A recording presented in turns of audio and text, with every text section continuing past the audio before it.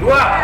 Usut tuntas pelaku serta aktor intelektual pelanggaran HAM berat. Usut tuntas pelaku serta aktor intelektual pelanggaran HAM berat. Terkait terbunuhnya 6 pemuda bangsa yang aktif dalam ormas keagamaan dan sosial. Terkait terbunuhnya 6 pemuda bangsa yang aktif dalam ormas keagamaan dan sosial. Serta mengungkap aktor kejadian yang terindikasi berada dalam mobil Land Cruiser warna hitam berdasarkan keterangan media Tempo tanggal 12 Desember 2010. Serta mengungkap aktor kejadian yang terindikasi berada dalam mobil Land Cruiser warna hitam berdasarkan keterangan media Tempo tanggal 12 Desember 2010. 3. Terkait upaya penggiringan opini tentang terorisme.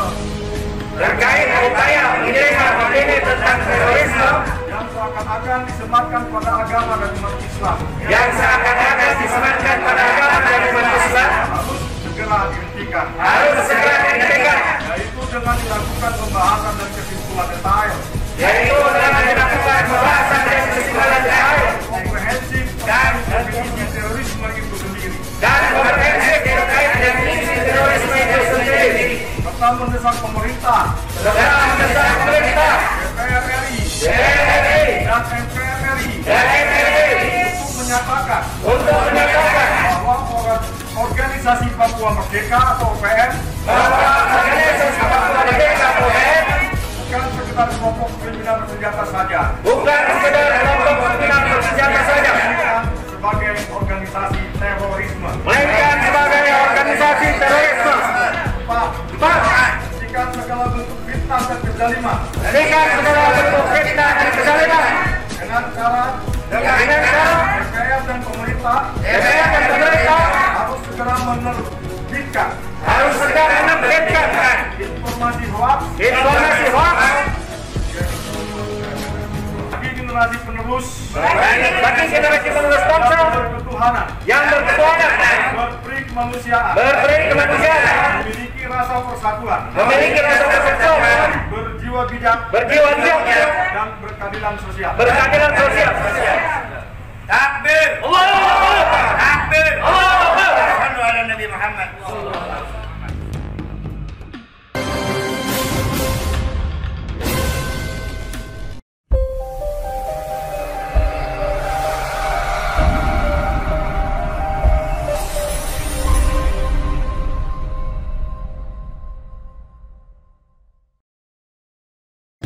Dalam tayangan di kanal YouTube Ustadz Demokrasi pada 13 April 2021, Heha Mahua mengungkapkan bagaimana luka yang dialami 6 orang tersebut saat jenazah mereka dimandikan. Luka-luka tersebut menurut Heha Mahua tidak mungkin dilakukan polisi di dalam mobil.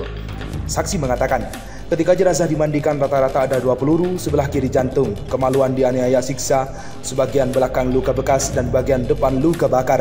Kalau Komnas HAM mengatakan di dalam mobil, bagaimana menganiaya di dalam mobil? Katanya. Abdullah menyebut polisi sendiri tanpa sadar telah mengakui bahwa anggotanya memang telah melakukan pelanggaran HAM berat. Hal tersebut terlihat di dalam berkas tuntutan pihak kepolisian. Dalam tuntutan kepolisian menyatakan pasal 338 atau pembunuhan dan 351 penganiayaan yang mengakibatkan kematian. Berarti secara tanpa sadar polisi mengakui ada pelanggaran HAM berat karena ada penganiayaan.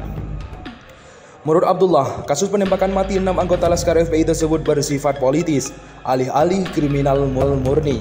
Ia mengaitkan hak kasus tersebut dengan kepulangan Habib Rizik Syihab dari Arab Saudi. Menurut pengakuannya saat bertemu dengan Habib Rizik Syihab di Mekah, Arab Saudi tahun 2019, saat itu pemerintah Indonesia tengah melarang Habib Rizik Syihab keluar dari Arab.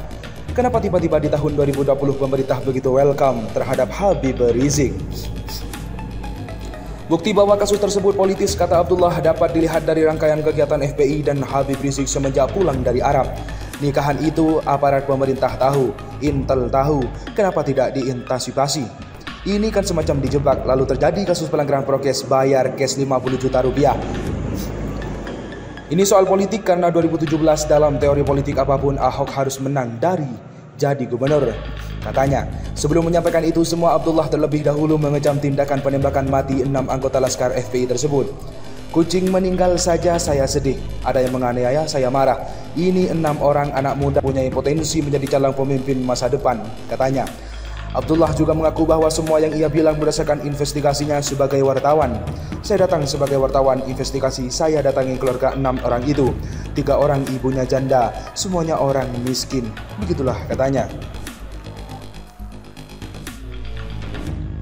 Astaga, 6 laskar FPI tak cuma ditembak, kemaluan mereka juga disiksa dan ada luka bakar. Gelora.com. Ketua Tim Pengawal Peristiwa Pembunuhan atau TP3 Laskar FPI, Abdullah Yahamahua, membeberkan fakta mengejutkan terkait kondisi 6 anggota Laskar Front Pembela Islam yang tewas ditembak mati oleh polisi di Jalan Tol Jakarta Cikampek kilometer 50 pada 7 Desember 2020 lalu.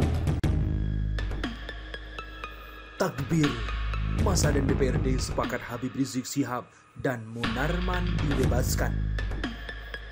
Rilis.id Lampung Utara. Teriakan Allahu Akbar memenuhi ruang rapat DPRD Lampung Utara Kamis 29 April 2021.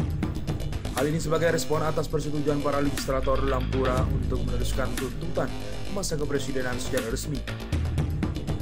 Salah satu poin penting adalah membebaskan Habib Rizik dan mantan Sekretaris Umum Pembela Islam Munarman.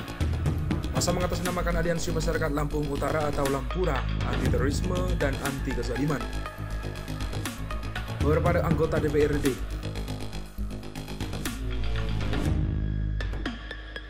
Lampung yang dipimpin Ketua Dewan Romli kemudian menerima perwakilan massa di ruang rapat. Dia berjanji memproses tuntutan massa dengan cara membuat surat resmi untuk menyampaikan. Massa dengan cara membuat surat resmi untuk disampaikan ke Presiden Jokowi. Pernyataan dan besutan kami ke Presiden ini merupakan proses mengadu antara rakyat dan pimpinannya, karenanya ini bukan merupakan kesalahan, ujarnya diamini oleh Wakil Ketua DPRD Deddy Sumirat. Romli mengkritis penangkapan aktivis dan praktisi hukum Munarman dengan tuduhan teroris oleh Densus 88.